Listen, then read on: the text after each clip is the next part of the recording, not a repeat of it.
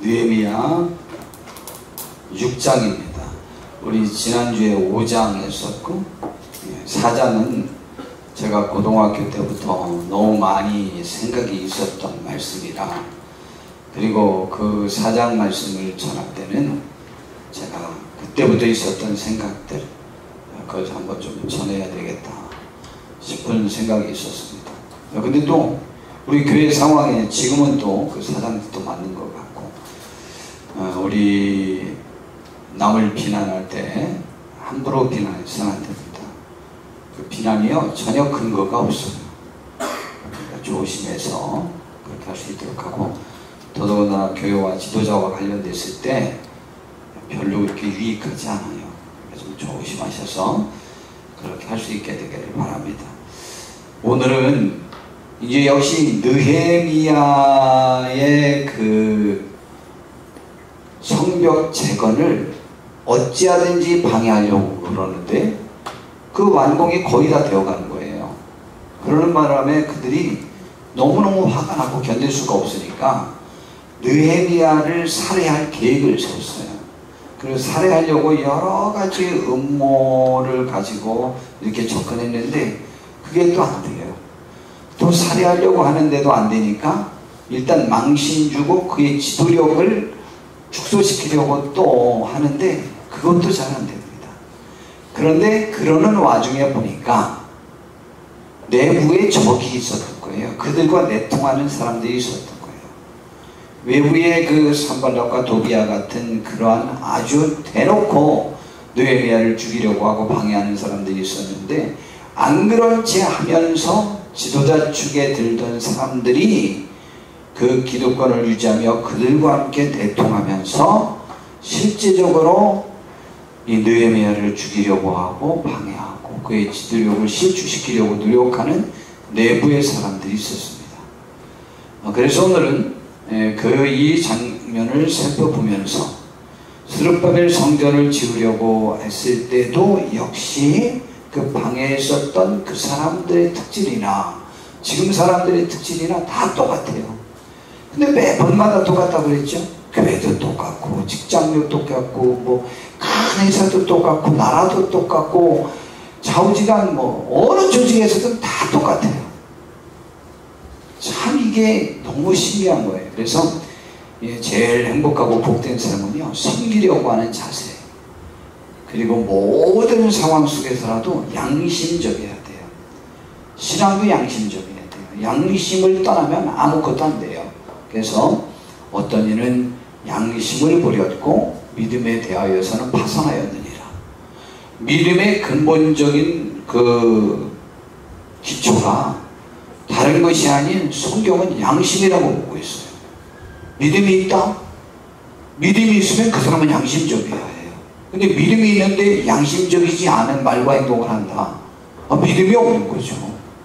도대체 하나님의 나라에 관심이 있는지 자기 명예에 관심이 있는지 전혀 우리가 옆에도 봐도 이해가 안 되잖아요. 하나님의 나라가 있기나 한지 성경은 또 제일 많이 아는 것처럼 얘기하잖아요. 근데 신앙생활은 아니잖아요.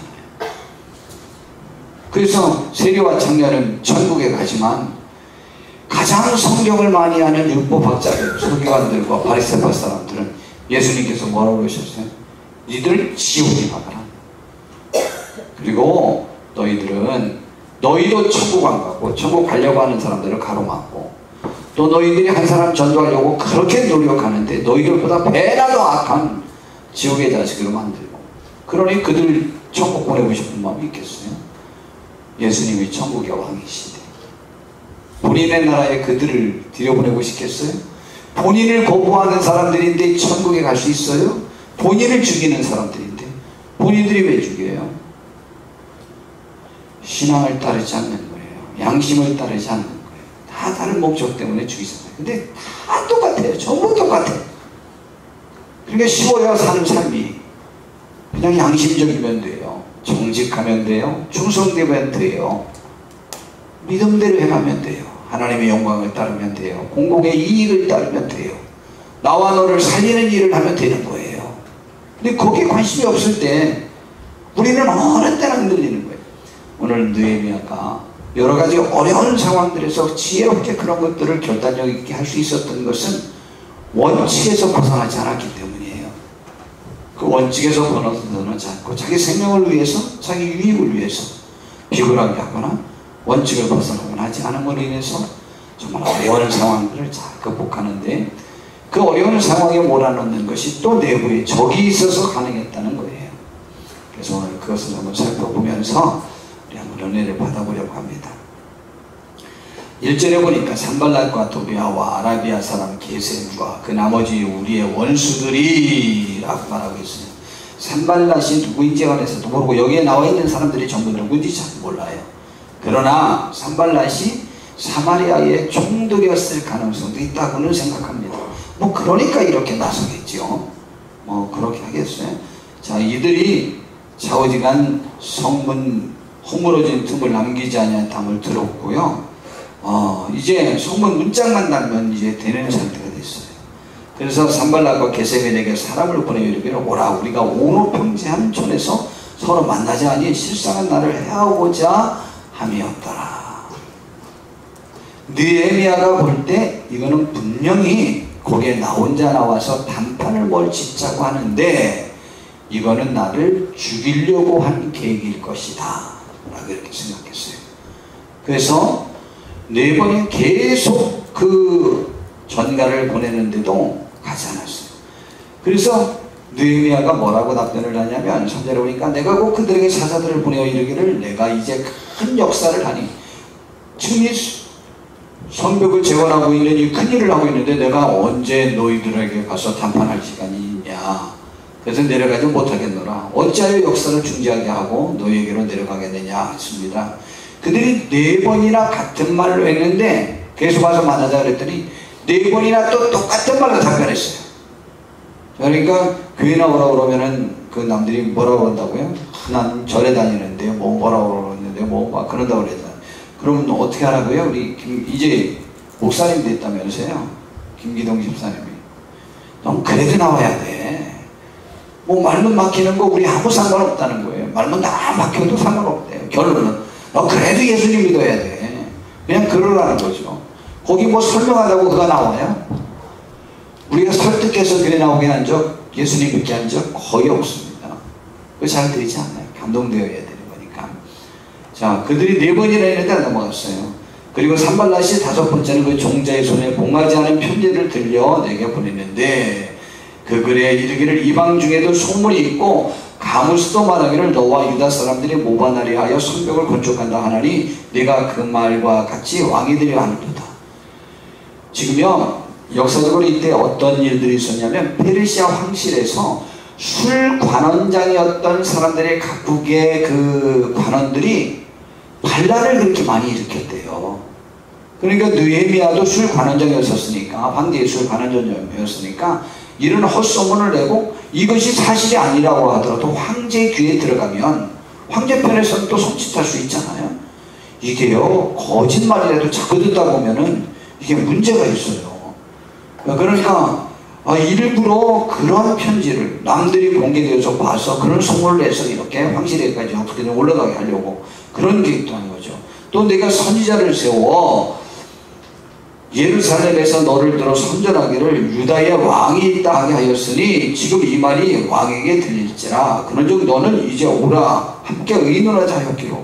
굳이 말하면 너 이런 일이 있었으니까 나와 의논 안 하면 황실에 잃어버리겠다 라는 압박을 지금 하고 있는 편지를 공개적으로 남들이 볼 수 있게 일부러 봉인도 하지 않고 이렇게 보낸 거죠. 근데 이게 새빨간 거짓말이거든요. 나 이런 말 들을 때 진짜 우리 그분도 후배 목사님이신데 그분도 저에게 새빨간 거짓말 했는데 다 믿어요 남들이. 근데 나중에 100%가 아니라는 걸 다 알았어요. 결론은요, 그것과 상관이 없어요. 이미 관계된 걸 자기들이 돌이키기도 어렵다는 거예요. 그런데 참 그렇게 막 아프고 속상한데 그때 무슨 마음이 있는지 알아요? 참 그거 정말 신기합니다. 이게 정말 제 주장이 먹혀서 그들이 돌이켜서 나를 그들의 총회장으로 다시 또 받으면 어떡하지? 이건 또 무슨 마음이죠? 이 두 가지 마음이 같이 있는 거예요. 원상 회복시켜야 되겠다. 속상하고 우울한 마음에. 그런 마음도 있었는데 원상 회복이 되면 어떡하지? 그 원상 회복될 생각하니까 너무 불안한 거예요. 싫은 거예요. 저는 원래 사람을 제가 버리지 못하거든요. 내쫓아야 되는데 저는 사실은 교단이 이렇게 합쳐지는 것을 기대했거든요. 사실은 저희 총회 제가 만들었는데 이름도 제가 졌는데 이것도 그것도 우리 동기분 한 분이 이 총회가 홍사인 목사 총회인 줄 몰랐다고 그러면서 또 너무 경쟁하기를 좋아하는 분들은 또 별걸 또 다 싫어해요. 그럼 제가 만드는 거 몰랐어요? 몰랐어요. 그분은 물론 총회에 관여를 안 했었기 때문에. 그런데 이게 이 이름은 바꿀 수 없다는 거예요. 개혁합동. 이거는 절대 바꿀 수 없다. 근데 어떻게 합쳐요 그러면은? 그것도 안 바꿀 수 없고 총회장도 우리가 하고 그러면 어떻게 바꿔요? 못 바꾸지. 아니 못 합치지. 물론 합치려면 서로 양보하고 얻고 해야 되는 것 아니에요? 정말 웃기는 거예요. 이름도 제가 줬어요. 개혁합동이라고. 그런데 더 주장하는데 이유는 뭔지 알아요? 합치면 본인들이 전혀 대우받지 못한다는 거예요. 이유는 그거지 실제적으로 하나님의 일을 잘하고 싶은 욕망이 없어요. 정말입니다. 그게 참 마음이 아파요. 근데 상관이 없어요. 근데 여하튼 1년 동안에 되게 마음이 아팠는데 원상이 회복될까봐 두려운 거예요. 왜냐하면 같이 또 있어갖고는 다른 데랑 이렇게 같이 합칠 수가 없어요. 그래서 이 어쩌다 보니까 우리 몇 명밖에 안 되니까 이번 백석적으로 이렇게 합쳐지게 된 거예요. 그게 감사하죠? 근데 여하튼 다 많은 일들이 문제가 생길 때 이제 저는 거짓말을 하는 이유 아주 저에게 한 말이랑 똑같은 것 같아요. 저것도 제가 무슨 총회장을 계속하고 싶다고 그래. 그래서 그렇게 하도 속물 냈다고 해서 거기 지금 저 대신 총회장 된 그 양반에게 내가 물어봤어요. 목사님에게. 목사님, 내가 목사님 만나갖고 제가 총회장 하고 싶다고 그랬어요? 안 하고 싶다고 그랬어요? 그분이 거기서 인정한대요. 안 하고 싶다고 그랬어요. 그러면 이것도 다 거짓말이네요? 네. 근데 왜 그거라고 저거 돌렸어? 하여튼 다 물어봤어요. 얘 어떻게 했어요? 어떻게 했어요? 하나도 아니었어요. 무슨 느헤미야가 왕이 되려고 그래요? 이스라엘은 왕은요 스룹바벨이 본래 다윗 왕의 후손이에요. 다윗의 자손이에요. 근데 스룹바벨조차도 왕이 되려고 하는 생각이 없었어요. 그런데 다윗 왕의 후손이 아닌 사람들 중에 유다인이 왕으로 세울 것 같아요. 느헤미야는 다윗의 후손이 아니에요.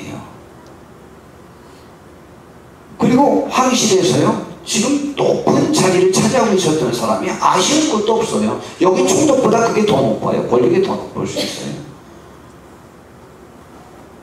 거짓말이에요. 그러나 지금 상황이 그러하니까 그걸 이용해서 망신 주고 어떻게든 못하게 하려고 한 거예요. 그렇게 해서 지금 이렇게 했는데 느헤미야가 그것을 단호하게 해서 가서 해약도 안 하고 너희가 나를 도와줘? 야, 그때 저를 도와주겠다는 분들도 많이 나왔어요. 근데 별로 좋지 않아요. 다 이해관계에 얽혀서 하면 안 돼요. 어떤 정의, 사랑, 화학, 양심 이런 가치를 따라야 돼요. 상호 유익의 가치 이런 것들을 따라야지 그렇지 않으면 안 돼요. 근데 이 사람들이 지금 이런 말을 좀 하는 것은요 참 안 좋은 거예요. 이들이 왜 이렇게 했을까? 우리 항상 배웠지만 이들이 본래는 어떻게 하려고 했다고요? 우리도 성벽 재건하는데 좀 우리가 도와줄 테니까 허락해달라라고 했어요. 근데 스룹바벨처럼 그들을 거절했어요. 그랬더니 반대로 바꿔서 방해한 거예요. 우리는 좋은 생각 가져야 된다고 그랬잖아요. 이 에스라서에 나와 있었던 그때의 사람들이나 지금 사람들이나 과정이 똑같아요. 에스라 때도 성전을 건축하게 해달라. 우리가 너희들 없을 때 예루살렘을 관리했다. 그러니까 우리들의 공을 좀 인정해달라. 그리고 우리가 성전 건축하는데 같이 하게 해달라. 그런데 하나님의 말씀에 철저했던 유다 백성들이 사마리아 사람들을 받아들일 수 있겠어요? 굉장히 부담스러운 요구죠. 그러니까 거절했던 거예요. 거절하자마자 완전히 적으로 변하잖아요. 다 뭐예요? 기득권 싸움이에요. 기득권 싸움. 교회도 그렇고 직장도 그렇고. 나라는 안 그래요? 환강의 왕을 주물럭거리기도 하고. 다 뭐예요? 기득권 싸움이에요. 정의, 사랑, 백성을 위한 것 하나도 없어요. 그러면 안 되죠. 그런데 그들이 이제 그렇게 한 거예요. 그래서 제가 자주 이 이야기할 때 누구 이야기를 합니까? 다윗 왕이 훌륭한 사람이라고요. 하나님이 나 성전 짓겠습니다. 그랬더니 나단 선지자가 듣고 하나님은 무조건 임금님과 함께 하시니까 그럼 그렇게 하십시오. 했는데 돌아 나오자마자 하나님께서 아니다. 다윗은 성전을 못 짓는다. 가서 그 얘기했더니 다윗이 그 말씀 듣는 순간 하나님과 원수가 됐습니까? 아닙니다. 자우지간 하나님이 나에게 성전 못 짓는다고 했지 건축 공급하지 말라 소리는 안 했으니까 성전 건축에 필요한 돈과 모든 자재를 다윗 왕이 준비했어요. 세계 역사상 가장 많이 헌금한 사람이 됐어요. 얼마나 복을 받았습니까? 이 세상 모든 역사 중에 가장 복 받은 사람이 다윗 왕이고 신앙생활에서 제일 잘 된 사람이 다윗 왕이에요. 멋있잖아요. 우리를 그걸 안 껴주면 다른 거로 도우세요.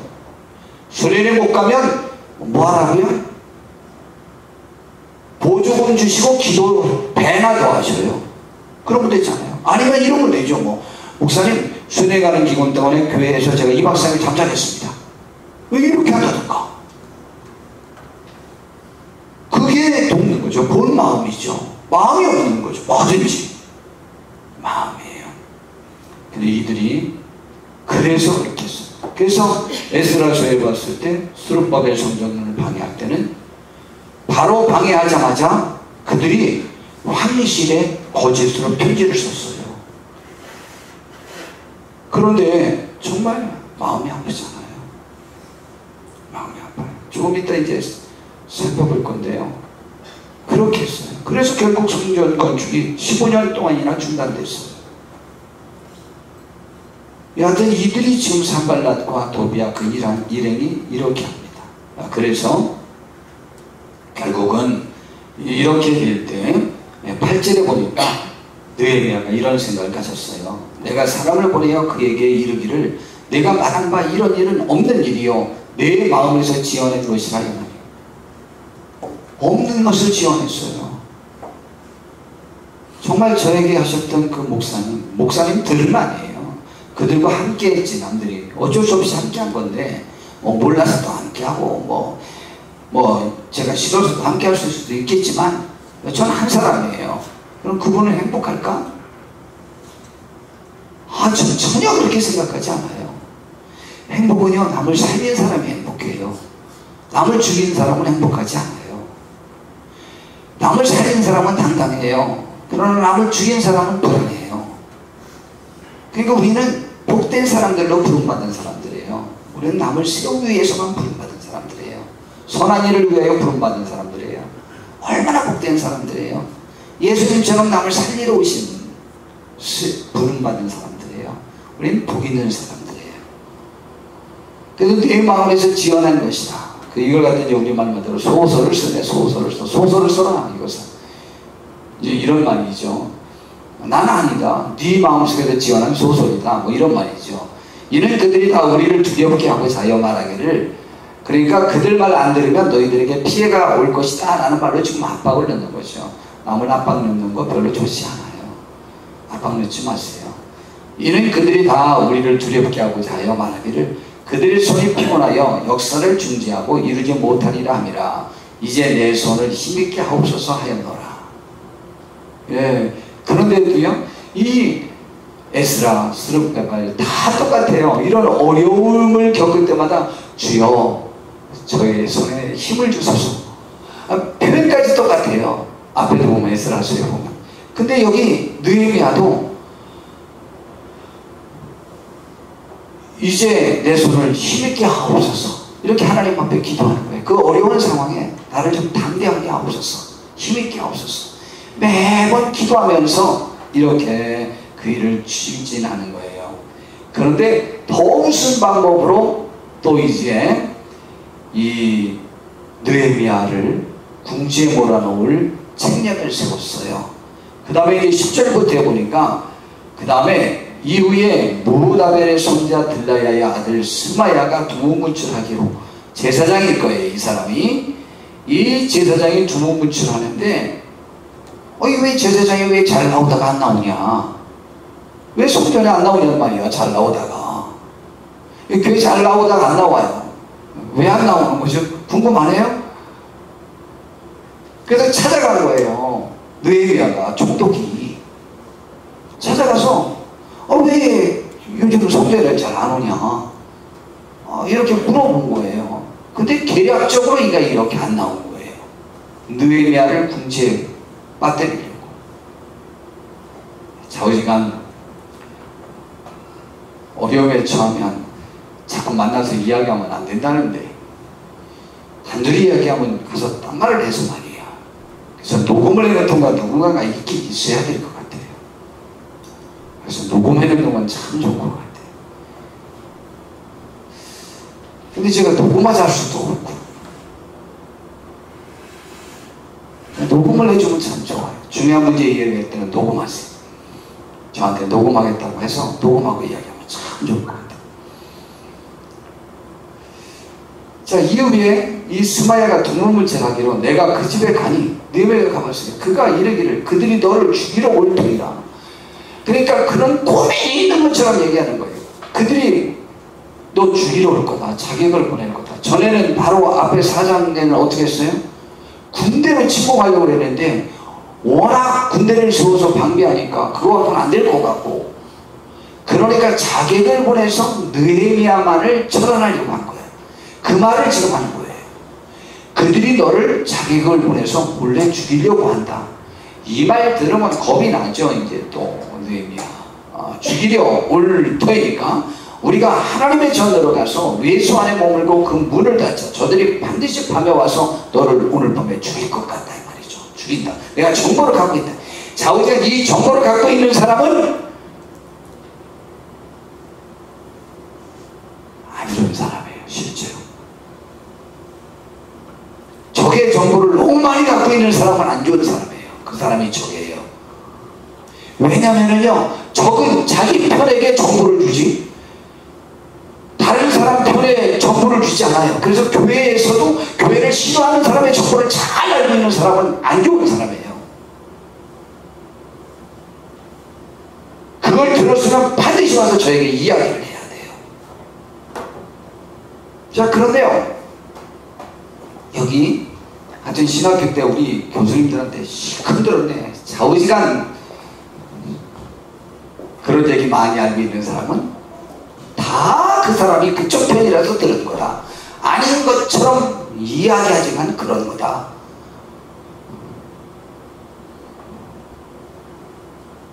그래서 어떤 악을 한 번에 끊을 수 있는 것은 내가 정확한 태도를 취하면 거기서 끊어져요. 더 이상 안 가요.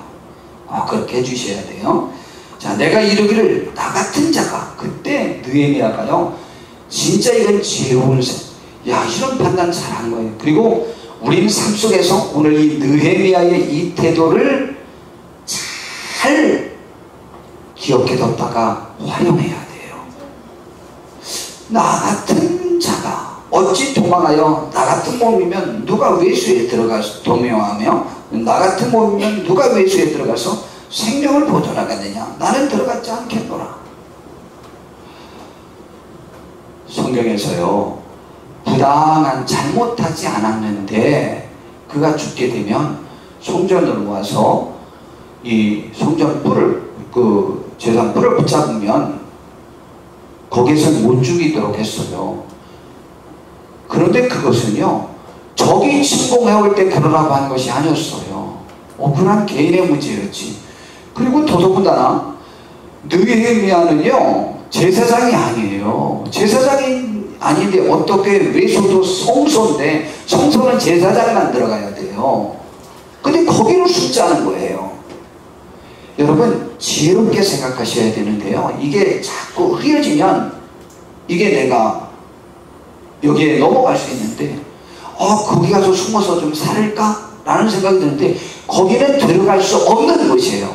들어갈 수 없는 곳은 안 들어가야 돼요. 여러분 잘 생각하셔야 돼요. 법과 규정과 양심과 그걸 따르세요. 하나님의 말씀의 기준에서 벗어나는 일은 아무리 나에게 유익을 가져올 것 같은 것이라도 한 번도 그 유혹에 넘어가면 안 돼요. 지금 느헤미야는 그러한 판단력이 있었어요. 나 같은 몸이 어떻게 외소로 들어가냐? 들어갈 수 없다. 이건 성경에 못 들어가도록 되어 있는데 내가 왜 들어가냐? 안 된다. 내가 죽으면 죽었지 거기는 배신할 수는 없다. 나 살려고 하나님의 말씀을 어겨? 뭐 이런 말일 수도 있는 거예요. 멋있죠?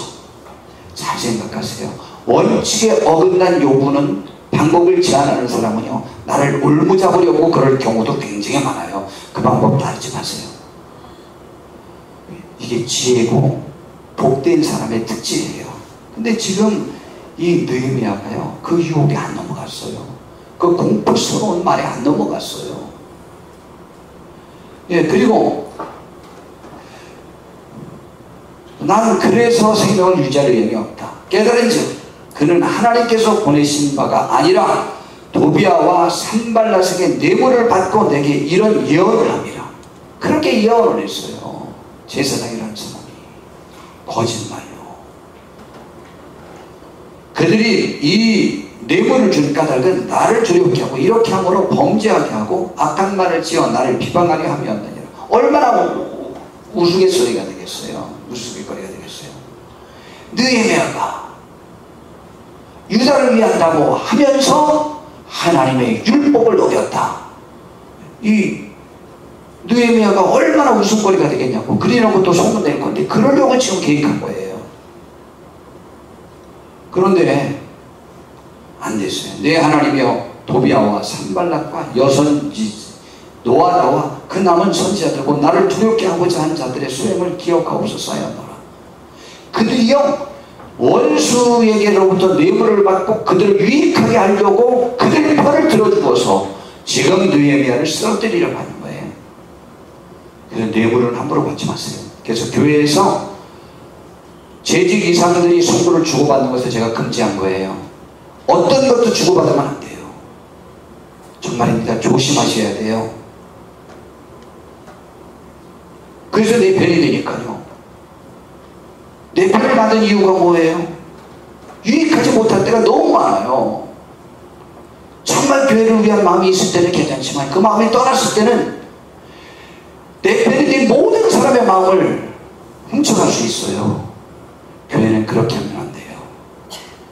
그래서 교회에서 이거 목사님이 갖다 주신 거예요. 그러면 내 돈 쓸 때도 그 말 안 하려고들 안 하는 게 낫다. 그렇게 하죠. 실제로 안 하는 게 나아요. 우리 교회 상황도 그랬잖아요. 안 하는 게 나아요. 다 똑같아요. 어디든 다 똑같아요. 안 하는 게 나아요. 압살롬도 그랬고 누구도 그렇고 다 내물로 그랬어요. 환심을 샀어요. 그걸 갖다 도적이라고 했어요. 성경에는 훔쳐갔다. 다윗 왕의 마음을 도적질해 갔다. 성공하지는 못했어요. 그러나 국가적으로 상처를 받았잖아요. 네, 그러지 않도록. 자, 그렇게 했어요. 그래서 그들의 소행을 기억해 주시옵소서. 그리고 성벽 역사가 52일 만에 완공됐어요. 그런데 이 말을 듣고 16절에 보니까 그 방해자들이 다 두려워하여 크게 낙심했어요. 그들이 우리 하나님께서 이 역사를 이루신 것을 알미라고 했어요. 우리 신앙인은 하나님의 말씀대로 살아서 대적자들의 마음을 두렵게 하고 낙심케 하는 데에 하나님의 역사를 이루는 데 쓰임받아야 돼요. 우리 교회가 그랬으면 좋겠습니다. 이제 쓰임받고 하나님께 영광 돌리고 구원의 역사를 이루어야 돼요. 또한 그때 유다의 귀족들이 여러 번 도비아에게 편지하였고 도비아의 편지도 그들에게 이르르고 주고받고 있었어요. 내통하고 있었어요. 그 와중에 도비아는 이 저쪽 그 사마리아의 산발락과 같이 있던 못된 방해자잖아요. 아래의 아들 스가냐의 사위가 되었고, 아니 스가냐라고 하는 그 유다 지도자와 사위가 되었고요. 도비아의 아들 여호하난도 베레가의 아들 무슬람의 딸을 아내로 맞이하였고 서로 통문했어요. 그러니 서로 주고받아요. 이걸 끊을 수가 없어요. 유다에서 그와 동맹한 자가 많음이라. 우리 하나님과 동맹하는 우리가 되어야 해요. 하나님의 말씀과 믿음의 가치와 하나님의 영광의 가치와 동맹하는 하나 되는 우리가 됩시다. 참 마음이 아픈 현실이죠. 그들이 도비아의 선행을 내 앞에만 하고 악인을 잘했다고 말하고 있어요. 지금 그 거짓된 사람을 잘한 사람이라고 말하고 있어요. 어떤 경우도 편들어 주는 거예요. 그냥 그들의 입이 되어 주는 거예요. 좋지 못하죠. 또 내 말도 그에게 전하네. 도비아가 내게 편지하여 나를 두렵게 하고자 그래서 했다는 거예요. 그러면 이때 에스라서에 나오는 그 반대자들을 이 스룹바벨은 어떻게 극복했고 또 그때도 어떠한 과정에서 그렇게 했는지, 그리고 어떻게 15년 동안이나 성전이 거기에서 건축이 중단됐었죠. 근데 어떻게 극복했냐? 지금도요. 4장 몇 절이죠? 4장 4절인가? 어디 가서 느헤미야 4장 몇 절이죠? 그들의 말을 듣다 보니까 백성들도요, 야, 돌도 많고 왜 이렇게 힘든지 모르겠다고 해서 답답해서 일을 안 했죠.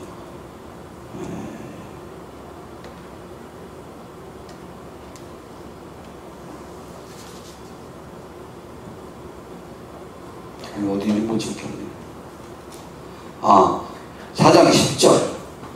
느헤미야 4장 10절에도요, 그들이 하도 그렇게 방해하니까 유대 사람들은 이르기를 흙무더기가 아직도 많거늘 짐을 나르는 자의 힘이 다 빠졌으니 우리가 성을 건축하지 못하리라라고 낭망했어요. 그들이 일단 성공하는 듯 보였죠. 그러나 이제 다시 또 힘을 냈잖아요. 근데 에스라서에 나오는 스룹바벨도 똑같았어요. 에스라 4장을 우리 한번 좀 살펴보도록 하겠습니다. 4장 1절부터 보니까 사로잡혔던 자들의 자손이 이스라엘 하나님 여호와의 성전을 건축하다물 유다와 베냐민의 대적이 됐고 스룹바벨과 족장들에게 나와 이르되 우리도 너희와 함께 건축하게 하라. 우리도 너희 같이 너희 하나님을 찾노라. 뭐 그렇게 하기도 했었겠지요. 나는 정말 순수한 신앙이라고 볼 수는 없죠. 본래 여로보암이 제단을 쌓았지만 그 제단은요, 하나님을 섬기기 위한 것이 아니고 자기의 왕권을 유지하기 위한 방편이었지 하나님에 대한 생각은 조금도 없었잖아요. 헤롯도 성전을 40년 동안이나 건축했는데 하나님에 대한 생각이 한 번이나 있었습니까? 그가 유대인이 아닌 이방인으로서 왕이 되다 보니까 뭐랄까요, 약점을 극복하기 위해서 성전 짓는 데 그렇게 열을 냈던 겁니다. 그러니까 그건 하나님을 위한 게 아니에요. 이들도 마찬가지죠. 너희 하나님을 찾거라. 아수르 왕 에살라돈이 우리를 이리로 오게 한 날부터 우리가 하나님께 제사를 드리노라. 뭐 제사도 드렸겠지요만은 진실한 신앙은 아니죠. 스룹바벨과 예수아와 기타 이스라엘 족장들이 이르되 우리 하나님의 성전을 건축하는데 너희는 우리와 상관이 없느니라. 바사와 고레스가 우리에게 명령하신 대로 우리가 이스라엘의 하나님 여호와를 위해 홀로 건축하리라 하였더니 아주 단호하게 거절하죠. 이로부터 그 땅 백성이 유다 백성의 손을 약하게 하여 그 건축을 방해했어요. 방해 방법이 뭔지 알아요? 바사왕 페르시아 황제에게 글을 올린 거예요. 그래가지고 다리오 왕이 즉위하고 아수르 왕 때 즉위할 때까지 그거를 계속 올려가지고요. 결국은 15년 만이나 성전 건축이 중단됐어요. 그때 내용이 뭔지 알아요? 그때 올린 글이 황제여, 이들이 지금 이렇게 12절부터 보니까 당신에게서 우리에게로 올라온 유다 사람들이 예루살렘에 이르러 이 폐역하고 악한 성읍을 건축하는데, 일단 그 성읍을 정의한 것이 폐역하고 악한 성읍이에요. 근데 폐역하고 악한 성읍에서 등기수를 얻으려고 하다가 그것이 거절당하니까 이렇게 했어요.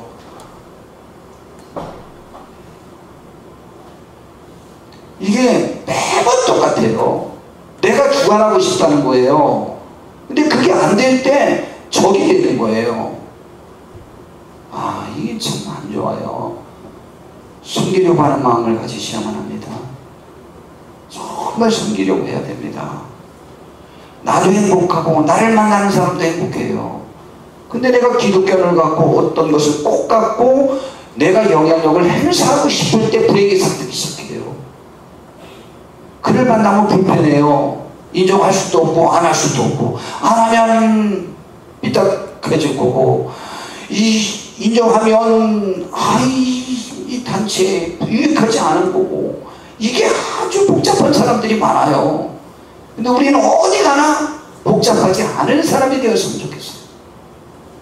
나도 행복하고 그도 행복하고 다 좋고 하나님도 영광 되시고 다 좋아요. 그렇게 하셔요.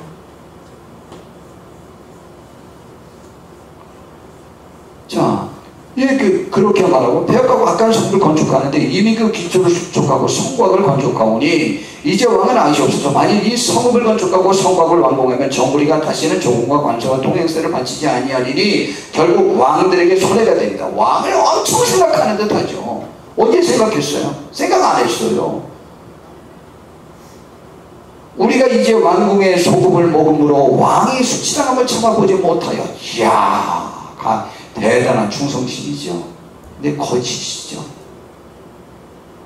그래서 그런 건 아니죠. 유다가 성전 건축할 때 자기들도 끼고 싶었고, 거기서 제사도 자기들도 드리고 싶었겠지요. 전에 하던 대로. 그러나 제사를 유다 백성들 중에는 그들에게 제사 드릴 권한을 줄 수가 없어요. 제사장만이 그걸 하는 것인데, 제사장은 아론의 후손만 되는 거예요. 근데 북쪽 사마리아는요, 아무나 에브라 여로보암이 시켜놨잖아요. 돈만 주면 시켰는데요. 근데 그들을 제사장으로 임명할 수 없잖아요.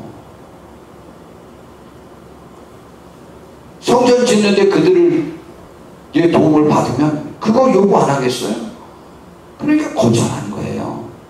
근데 지금 이런 말 하잖아요. 무슨 왕을 위해서예요? 아니죠. 말이 앞뒤가 바뀌면 안 돼요. 우리는요, 어떤 경우도 말이 바뀌면 안 돼요. 말이 바뀌지 않는 사람이 정직한 사람이에요.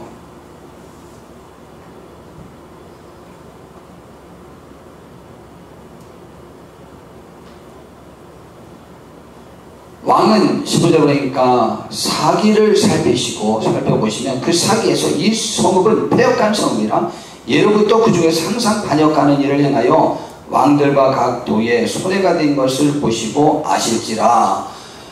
이 성읍이 무너짐도 이 때문이다. 그런데 이 성읍을 다시 재건하라고 하는 것은 황제의 친정이 있었다는 사실은 왜 빼놔요? 근데 이상하죠. 황실조차도 세계를 제패한 페르시아 황제조차도 페르시아의 초대왕 고레스 황제가 그런 칙령을 내려서 이렇게 했다는 것들을 기억하는 신화가 하나도 없나요? 근데 이 조서가요 먹혔어요. 유다 역사를 살펴보라고 했어요. 그랬더니 다윗왕 솔로몬왕 때에 주변을 다 제패한 걸 알았던 거예요. 살펴보니까 너희들의 말이 맞도다. 그래가지고 성전 건축 중단 명령을 내렸잖아요. 그런데 어떻게 이것이 다시 시작되는지 알아요? 바로 매번마다 해결책은 저는 여기에 있다고 생각합니다.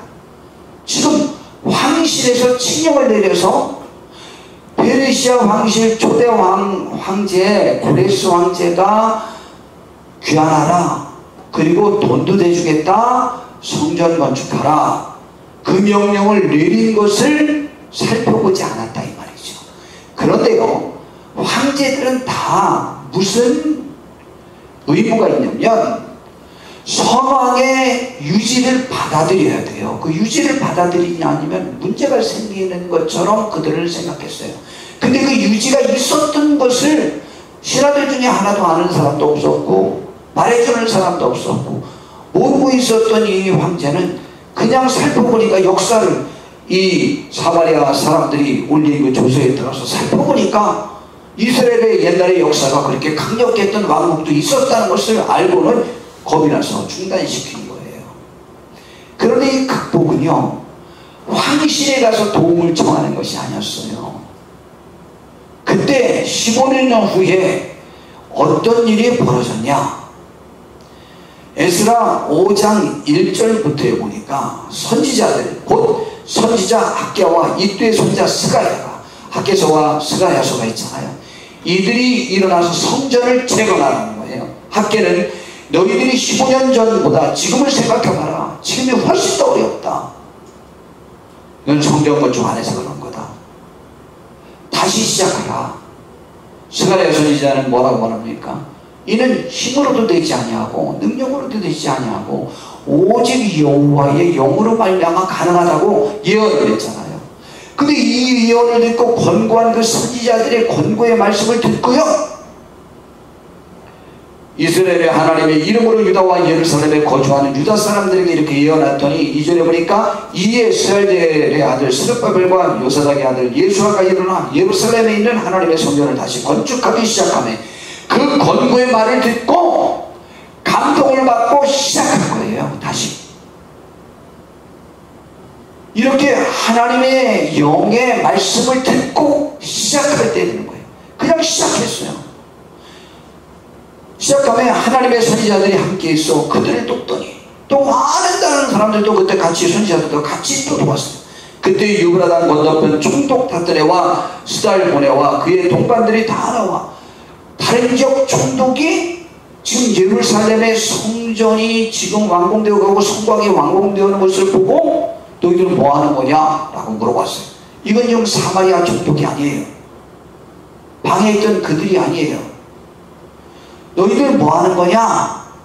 라고 했더니 지금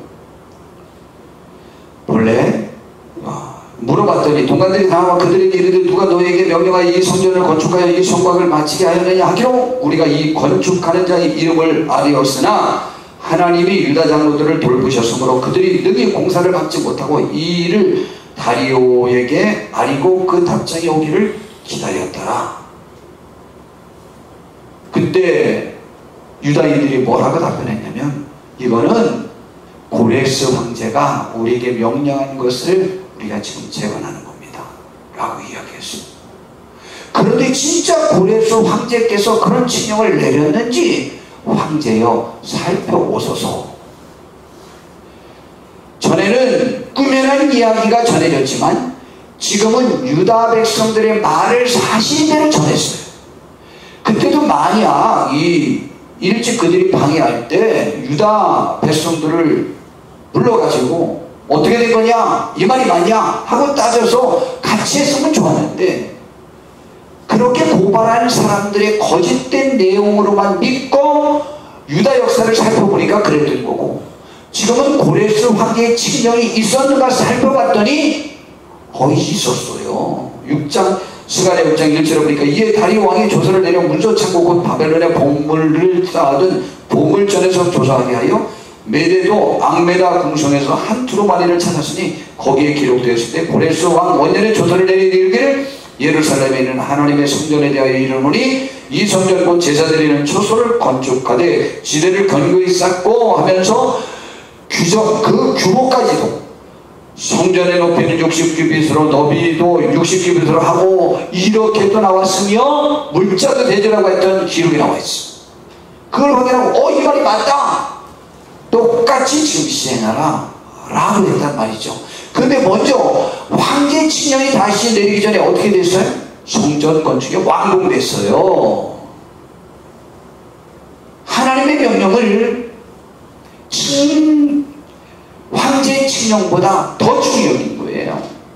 그래서 이행하고 그 다음을 기다렸는데 하나님께서 도울 좋은 사람을 도와준 거죠.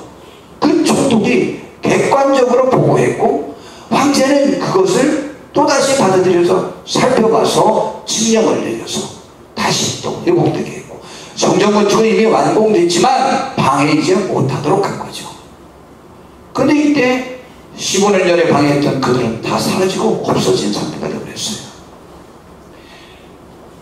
하나님의 나라의 일은 하나님의 영에 감동된 사람들의 일치 단결된 모습 속에서 하나님의 일이 진전됩니다. 물론 그 도움은 사람들을 통하여 오게 될 수는 있겠거니와 그들이 돕고 하는 데는 하나님의 말씀에 감동된 실천자들이 있을 때 가능한 거예요. 우리가 그렇게 하는 거예요. 알겠죠? 우리 하나님의 말씀을 듣고 감동되어져서 나아가서 산울가로 나아가서 내 집을 채우고 열심을 해가고 그렇게 할 때 감동되는 사람들이 시험받는 거죠. 근데 이번 수요일날 보니까 제단의 불이 꺼지지 않게 하는 것이며 모든 것 번제단의 불이며 등대의 불이며 모두 다 이 목사님 책임이 많더라고요. 근데 대신 또 기름은 또 누가 또 대라고? 성도들이 대고 우리 같이 기름도 대고 같이 막 불 활활 타도록 하고 돕고 그렇게 하세요. 아니 그 훌륭하신 총회장님도 한 분이 굉장히 충성 들었던 교인이었던 모양이죠. 근데 배신하고 나갈 때 이번에 배신이라고 그러시더라고요. 난 뭐가 배신인지 잘 모르겠는데 그래서 이제 목회를 그만두려고 작정하고 교회에서 기도하고 있을 때 한 분 때문에 목회도 그만두고 싶으시네. 그래가지고 그냥 금대성에서 기도하고 있는데 누가 문을 열고 기도하러 들어오더라잖아요.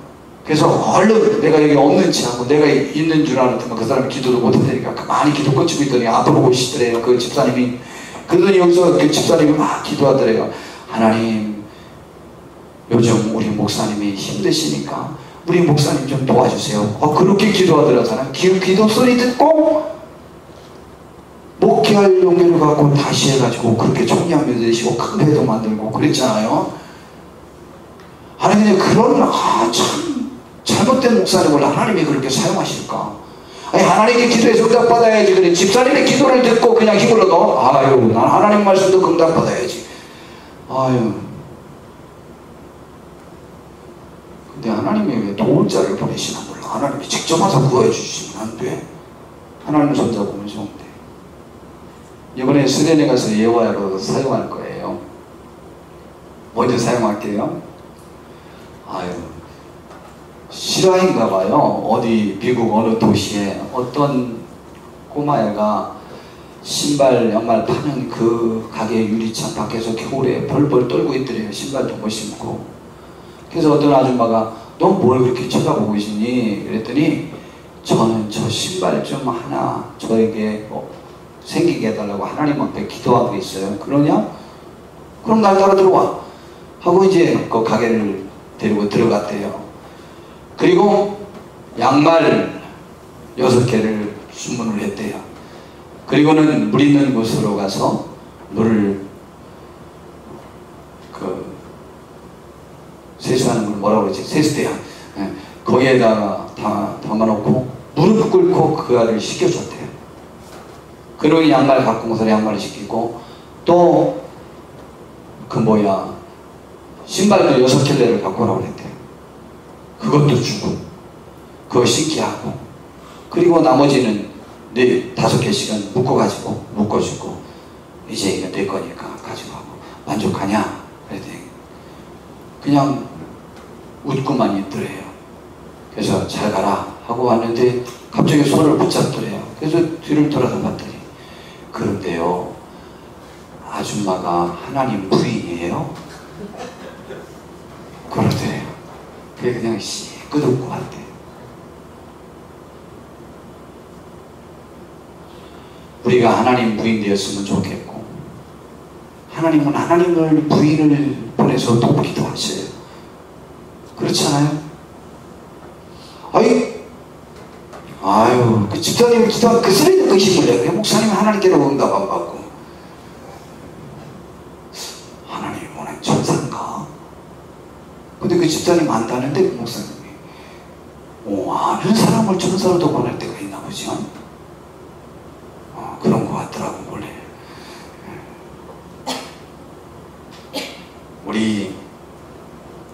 그들이 먼저 하나님께 감동되어서 행하니까 좋은 총독을 보내셔서 객관적으로 조서를 올리게 만들고, 그 조서대로 그딴 거 힘들어 조사도 하지 마 라고도 안 하고 바로 명령을 내려서 조사를 해서 이렇게 칙령까지 내리고, 하나님의 일은 힘과 능력과 정치력으로 되는 것이 아니고 오직 하나님의 영으로 된다는 그 말씀이 증명됐잖아요. 우리의 삶도, 우리 교회도 어떤 상황이 있어도 하나님의 영으로 수축하는 거예요. 하나님의 영으로 건축하는 것이지 내 힘으로 정치력으로 황제가 도와주는 게 아니에요. 그건 하나님이 누구를 보내서 도움하면 돕는 거지만, 도움은 하나님께로부터 온다는 믿음이 있어야 되는 거죠. 우리가 하나님의 부인들 한번 좀 되어봅시다. 그렇게 해서 잘하면 좋겠어요. 우리 하나님이 우리 교회에 함께 해주셔서 은혜가 넘치기를 바랍니다. 이러한 모든 역사가, 교회는 아무것도 아니고 직장 내에 정치적인 것을 서로 알력을 갖고 하는 거예요. 얼마나 많은지 알아요? 직장 내 알력이 얼마나 많은데 서로 죽이려고 하는데, 정치 상대방을 죽여야 내가 뽑히는데, 그런 정치학의 법칙이라고 하는데, 그런 것이 직장 내에 얼마나 많이 일어난지 알아요? 가족에게 얼마나 많은지 알아요? 가인이 아벨을 죽여요. 어느 곳에서나 있는 거예요. 그러나 주의 뜻은 굳게 설 거예요. 하나님의 영에 감동된 사람들의 하나님의 일의 역사하심을 우리 교회에서도 많이 증명될 수 있는 축복이 있기를 바라고, 우리 함께 열심히 같이 해봅시다. 이번 설에도 그렇게 한번 노력해 봅시다. 힘쓰고 기도하고, 오늘도 기도하고 가시고, 그리고 옥수수도 남았으니까 옥수수도 많이 드시고, 사모님이 아주 맛있는 그 백숙을 얼마나 짜게 끓여놨는지 내가 그냥 많이 끓였다 짜게 끓였다 막 그냥 시커내는데요, 짜게 끓인 것도 너무 잘했어. 오늘 국물만 남고 한기만 남은 곳에 그 물을 네 대접을 넣고 했는데도 간이 맞아. 그래가지고 너무 잘 먹었어. 그거 신곡했더라면은 그래서 사면이도 마지막에 너무 잘 먹고, 정말 너무 맛있어. 잘 먹었어. 저도 너무 잘 먹고 아주 이렇게 잘 먹고, 고기는 하나도 못 먹었지만 너무 맛있었어요. 아직도 남았어요. 드시고 싶은 분 와서 드시고 하시고, 옥수수 남았어요. 드시고, 8시 이후에는 안 좋아요. 공복에 유산소 운동이 좋대요. 그러니까 아침 8시 이후에는 드시지 마시고 지금 8시 되기 전까지 빨리 드셔야 돼요. 아니, 오늘 내가 봤어요. 분명히 유산소 운동은 공복에야 가장 몸에 좋대요. 맞냐? 그렇대요. 그러니까 지금 먹어, 빨리. 8시 전 되기 전까지 그때 먹고, 그때까지 먹고 넘어서 먹지 말아요. 유산소 운동 해야 되니까. 자, 우리 하나님의 은혜가 우리 모두에게 함께하기를 바라고, 감동된 축복이 저와 우리 모두에게 함께하기를 바랍니다. 기도하겠습니다.